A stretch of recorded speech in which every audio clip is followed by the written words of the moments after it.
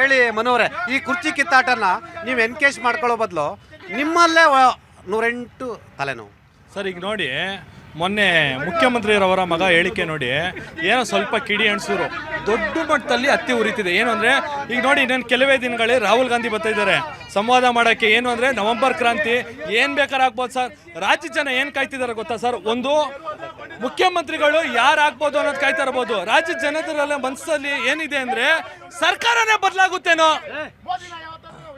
BJP ರಾಜ್ಯಾಧ್ಯಕ್ಷರು ಯಾರಾಗ್ಬೋದು ನಮ್ಗೆ ಕುತೂಹಲ. ಈಗ ಅವ್ರದ್ದು ಬಿಡಿ, ಅವ್ರದ್ದು ಮನೆಯಿಂದ 3 ಬಾಗಿಲು, ನಿಮ್ದು 30 ಬಾಗಿಲಾಗಿದಲ್ಲ. ಯಾರಾಗ್ಬೋದು ಬಿಜೆಪಿ ರಾಜ್ಯಾಧ್ಯಕ್ಷರು ನಿಮ್ಮ ಪ್ರಕಾರ? ಎಂಥವ್ರು ಆಗ್ಬೇಕು?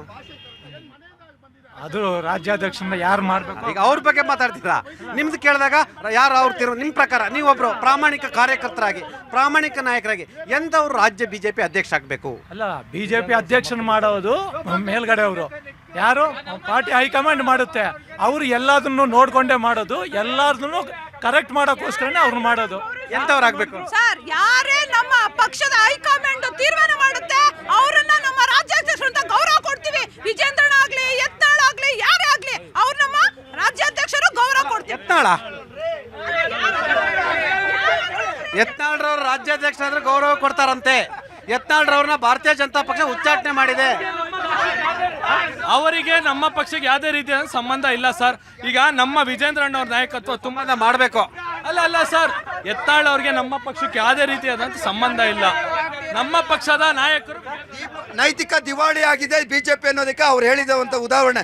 ಯತ್ನಾಳ್ರನ್ನೇ ಇವರು ಅಧ್ಯಕ್ಷರು ಮಾಡ್ತಾರಂತೆ, ಉಚ್ಚಾಟನೆ ಮಾಡಿರೋರು ಇವರೇ. ಹಂಗಾರೆ ಹೇಗೆ ಅಧ್ಯಕ್ಷರು ಮಾಡ್ತಾರೆ ಅದು ಹೇಳ್ಬೇಕಲ್ಲ ಅವರು. ನೋಡಿ, ಸರ್ಕಾರ ಖಜಾನೆ ಖಾಲಿ ಡಬ್ಬ. ಸರ್ಕಾರದಲ್ಲಿ ದುಡ್ಡಿಲ್ಲ.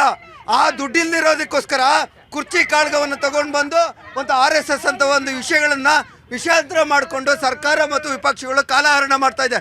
ಇದೆಲ್ಲ ನಮಗೆ ಬೇಕಾಗಿರೋದು ರಾಜ್ಯದ ಅಭಿವೃದ್ಧಿ ಮಾಡುವಂತಹ CM ಬೇಕು, ಅಭಿವೃದ್ಧಿ ಮಾಡುವಂಥ ಮಂತ್ರಿಗಳು ಬೇಕು, ಅಭಿವೃದ್ಧಿ ಮಾಡುವಂಥ MLAಗಳು ಬೇಕು. ಆ ಕೆಲಸ ಸರ್ಕಾರ ಮಾಡಬೇಕು.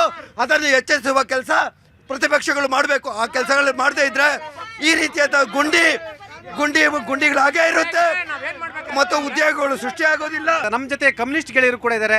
ಸರ್, ತಾವು ಕೂಡ ಚುನಾವಣೆ ಸಂದರ್ಭದಲ್ಲಿ ಕಾಂಗ್ರೆಸ್ಗೆ ಬೆನ್ನೆಲುಬಾಗಿ ನಿಂತ್ರಿ. ಜಾತ್ಯತೀತ ಶಕ್ತಿಗಳು ಒಂದಾಗಬೇಕಂತೇಳಿ ಕಾಂಗ್ರೆಸ್ಗಿದ್ರಿ. ಇವತ್ತು ಕಾಂಗ್ರೆಸ್ನ ಆಡಳಿತ ವೈಖರಿ ನಿಮಗೆ ಇಷ್ಟ ಆಗ್ತಿದೆಯಾ? ಕರ್ನಾಟಕದಲ್ಲಿ ಇಂಡಿಯಾ ಒಕ್ಕೂಟ ಅಂತೇಳಿ ಒಂದು ಮಾಡ್ಕೊಂಡಿದ್ದು. ಅದರಲ್ಲಿ ಇವತ್ತಿನ ದಿವಸ ಏನಾಗಿದೆ ಅಂತಂದರೆ ನಿರುದ್ಯೋಗ ತಾಂಡವಾಡ್ತಾ ಇದೆ. ಇವತ್ತು ಒಳ್ಳೆ ಸರ್ಕಾರ ಬರಬೇಕು ಅಂತೇಳಿ ನಮ್ಮ ಉದ್ದೇಶ ಇದೆ. ಕಾಂಗ್ರೆಸ್ ಸರ್ಕಾರ ಬರಬೇಕು ಅನ್ನೋ ಉದ್ದೇಶ ಅಂತಲ್ಲ. ಇವತ್ತು ಜನರಿಗೆ ಸಮಸ್ಯೆಗಳೇನಾಗಿದೆ ಅಂದರೆ ನಿರುದ್ಯೋಗ ಸಮಸ್ಯೆ ಬಾಧಿಸ್ತಾ ಇದೆ. ಇವತ್ತು ಬೆಲೆ ಏರಿಕೆಗಳು ದಿನನಿತ್ಯ ಜಾಸ್ತಿ ಆಗ್ತದೆ. ಇದರಲ್ಲಿ ಇವತ್ತು ಇನ್ನೊಂದು 5 ಭಾಗ್ಯಗಳಂತ ಕೊಟ್ಟಿದ್ದಾರೆ. ಸಾಮಾನ್ಯ ಜನಕ್ಕೆ ಹಳ್ಳಿ ಕಡೆ ಸ್ವಲ್ಪ ಸೊರೋಗಿರ್ಬೋದು.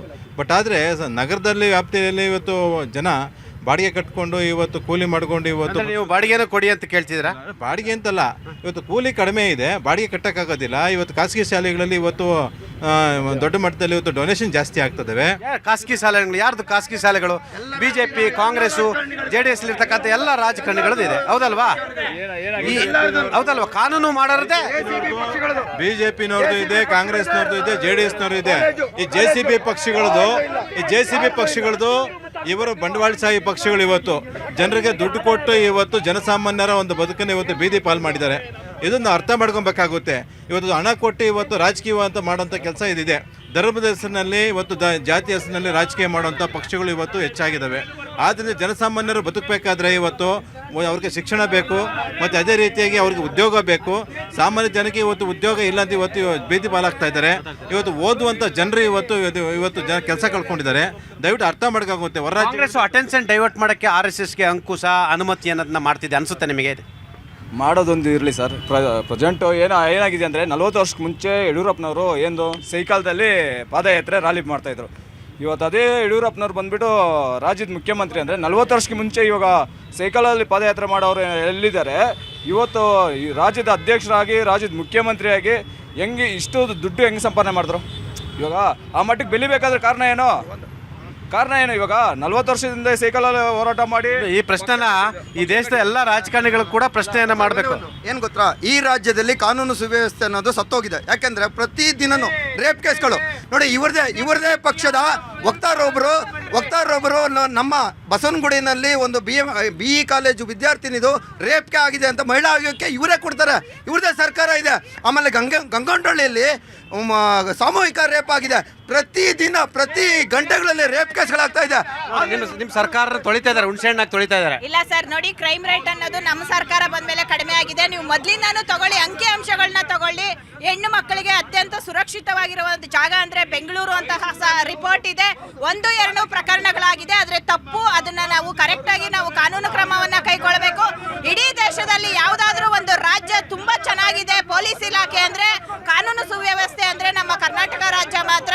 ಅದಲ್ದೇನೆ ಅಟೆನ್ಷನ್ ಡೈವರ್ಟ್ ಮಾಡೋ ಕೆಲಸ ನೀವು ಮಾಡ್ತಿದ್ದೀರಾ? ಹಂಗೆಲ್ಲ ಏನಿಲ್ಲ ಸರ್, ಇದು ಬೇರೆ ಏನಿಲ್ಲ. ಇದು BJP ಕುತಂತ್ರ. ಇದು ನಮ್ದು ಅಭಿವೃದ್ಧಿ ಬಗ್ಗೆ ಎಲ್ಲಿ ಆಚೆ ಪಬ್ಲಿಸಿಟಿ ಆಗುತ್ತೆ. BJP ಕುತಂತ್ರ. ಇದು ಕಾಂಗ್ರೆಸ್ ಪಕ್ಷ ಸಾಧನೆ. 7.5 ವರ್ಷ ಆಗಿದೆ ಇವತ್ತು ಕಾಂಗ್ರೆಸ್ ಒಂದೊಂದೇ ಕರಪ್ಷನ್ ಇಲ್ಲದೆ ಇವತ್ತವರೆಗೂ ನಡ್ಕೊಂಡ್ ಬಂದಿದ್ದೀವಿ. ಯಾವುದು ಬೋವಿ ಹಗರಣ, ವಾಲ್ಮೀಕಿ ಹಗರಣ, ಅನೇಕ ಹಗರಣ ನಮ್ಮ ಕಣ್ಣು ಮುಂದೆ ಇದೆ. ಆಯ್ತಾ? ಸತ್ಯ ಹರಿಶ್ಚಂದ್ರ ತರ ಮಾತನಾಡ್ತೀರಾ ಸರ್? ಸತ್ಯ ಸರ್, ಎಲ್ಲರೂ ಅಲ್ಲಿ ಘಾಟಲ್ಲಿ ಇರ್ಬೇಕು, ಇಲ್ಲಿರಲ್ಲ. ನಮ್ಮ ಕಾಂಗ್ರೆಸ್ ಸರ್ಕಾರ ಯಾವುದು ಸ್ಥಾಪಿತಾಗಿಲ್ಲ, ಬೇರೆ ಹೂವಾಪೋವಾಗಲು. ಇದು ಇವತ್ತು ಕಾಂಗ್ರೆಸ್ ಪಕ್ಷ ಸಾಧನೆ. ಇದು ಸತ್ಯ ಹರಿಶ್ಚಂದ್ರ ಎಲ್ಲಿರ್ಬೇಕು, ಘಾಟಲ್ಲಿ ಇರ್ಬೇಕು. ನಿಮ್ಮ ವೈಫಲ್ಯಗಳನ್ನ ಮುಚ್ಚಿ ಹಾಕೊಳ್ಳಿಕ್ಕೆ ಬೇರೆ ಬೇರೆ ರೀತಿ ಈ ತರ ತಂತ್ರಗಾರಿಕೆಯನ್ನ ಮಾಡ್ತಿದ್ದೀರಾ? ಸರ್, ನಮ್ಮ ವೈಫಲ್ಯ ಇದ್ರೆ ಇರ್ತಕ್ಕಂಥ ಬೈ ಎಲೆಕ್ಷನ್ಗಳಲ್ಲಿ ನಾವ್ ಹೆಂಗ್ ಸರ್ ಗೆಲ್ತಾ ಇದ್ವಿ ಹೇಳಿ, ನೀವೇ ಹೇಳಿ. ಸಾಮಾನ್ಯವಾಗಿ ಬೈ ಎಲೆಕ್ಷನ್ ರೂಲಿಂಗ್ ಗೌರ್ಮೆಂಟ್ ಏನಿರುತ್ತೆ ಅವ್ರ ಪರವಾಗಿ ಮ್ಯಾಂಡೇಟ್ಗಳು ಬರ್ತವೆ. ಆ ಸಂದರ್ಭದಲ್ಲಿ ನೀವು ಚುನಾವಣೆ ಯಾವ ರೀತಿ ಮಾಡ್ತಾರೆ, ಯಾವುದೇ ರೂಲಿಂಗ್ ಪಾರ್ಟಿ ಇರ್ಬೋದು, ಅದು BJP JDS ಕಾಂಗ್ರೆಸ್ ಇರ್ಬೋದು, ಬೈ ಎಲೆಕ್ಷನ್ಗಳ ಚುನಾವಣೆ ಯಾವ ರೀತಿ ಮಾಡ್ತಾರೆ ಅನ್ನೋದು ಜಗತ್ತಿಗೆ ಗೊತ್ತಿರ್ತಕ್ಕಂಥದ್ದು.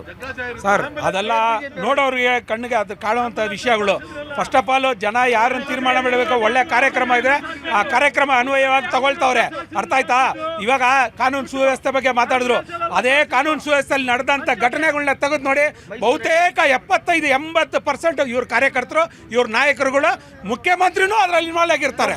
ಪೋಸ್ಕೋ ಕೇಸು ಯಾರ ಮೇಲೆ ಹೋಯ್ತು? ಯಾಕೆ ಕೋರ್ಟ್ಗೆ ಹೋಗಿ ವಜಾ ಮಾಡಿ ಅಂದ್ರೆ ಕೋರ್ಟ್ ಯಾಕೆ ವಜಾ ಮಾಡಿಲ್ಲ? ಅರ್ಥ ಆಗಿಲ್ವ? ಅಲ್ಲೇ ಅದರಲ್ಲಿ ಉಳ್ಳಿದೆ. ಅವ್ರು ತಪ್ಪು ಮಾಡಿದ್ದಾರೆ. ಇನ್ನು ಕೆಲವೇ ದಿನಗಳಲ್ಲಿ ಜೈಲಿಗೂ ಹೋಗ್ತಾರೆ. ನೀವು ಅದನ್ನ ಸಂಭ್ರಮಾಚರಣೆ ದುಃಖಾಚರಣೆ ಮಾಡೇ ಮಾಡ್ತೀರಾ. ಯಡಿಯೂರಪ್ಪ ಗೌರ್ಮೆಂಟಲ್ಲಿ ಜನಾರ್ದನ್ ರೆಡ್ಡಿ MLAಗಳನ್ನ ಗೋವಾಕ್ಕೆ ಕರ್ಕೊಂಡು ಹೋದ್ರು, ರೇಣುಕಾಚಾರ್ಯ ಟೀಮ್, ಆ ಥರದ್ದು ಏನೋ ದಂಗೆ ಆಗುತ್ತಂತ ನಿಮ್ಮದು ಏನು ಅಬ್ಸರ್ವೇಷನ್? ಸರ್, ಸರ್ಕಾರನೇ ಬದಲಾಗ್ಬಿಡ್ಬೋದು ಅನ್ಸ್ತೈತೆ ನನಗೆ. ಅಂದ್ರೆ BJP ಬರುತ್ತಂಗಾದ್ರೆ ಸರ್, ಏನ್ ಬೇಕಾದ್ರೆ ಆಗ್ಬೋದು. ಈಗಾಗಿರೋಂಥ ಪರಿಸ್ಥಿತಿಲಿ ರಾಜ್ಯದ ಜನ ಬಯಸ್ತಿರೋದು ಹಂಗೆ ಸರ್. BJP ಸರ್ಕಾರ ಬಂದ್ರೆ ನೆಮ್ಮದಿಯಾಗಿರ್ಬೋದು, ಒಳ್ಳೆ ರೋಡ್ ಮಾಡ್ತಾರೆ, ನೆಮ್ಮದಿಯಾಗಿ ಜೀವನ ಮಾಡ್ಬೋದು ಅಂತ ಅನಿಸ್ತಿದೆ. ಹಂಗಾದ್ರೆ ನೀವು ಎಲ್ಲೊಂದ್ ಕಡೆ ರಾಜ್ಯದಲ್ಲಿ ಎಲ್ಲ ಒಂದ್ ಕಡೆ ಯಾರು ಏಕನಾಥ್ ಶಿಂದೆ ಆಗ್ತಾರೆ, ಯಾರು ಅಜಿತ್ ಪವಾರ್ ಆಗ್ತಾರೆ ಅಂತ ವೆಯ್ಟ್ ಮಾಡ್ತಿದ್ದೀರಾ? ಸರ್, 100% ವೇಟ್ ಮಾಡ್ತಾ ಇದೀವಿ. ಯಾರು ಬೇಕಾದ್ರೂ ಆಗ್ಬೋದು. ನೋಡಿ, ಇನ್ನೇನು ಒಂದು ತಿಂಗಳ ನೀವು ಮ್ಯಾಂಡೇಟ್ರಿಂದ ಯಾಕೆ ಸರ್ಕಾರಗಳ ರಚನೆ ಮಾಡಲ್ಲ? ಅವ್ರು ಬೀಳ್ಲಿ, ನಾವು ಹಿಡಿತೀವಿ ಅಂತ ಇರಲ್ಲ. ಸರ್, ಬೀಳ್ಲಿ ಹಿಡಿತೀವಿ ಅಲ್ಲ, ಸರ್ಕಾರ ಡಿಸಾಲ್ವ್ ಮಾಡ್ರೆ ತಿರ್ಗಾ ಚುನಾವಣೆಗೆ ಹೋಗ್ತೀವಿ. ಆ ರೀತಿನೂ ಆಗ್ಬೋದು.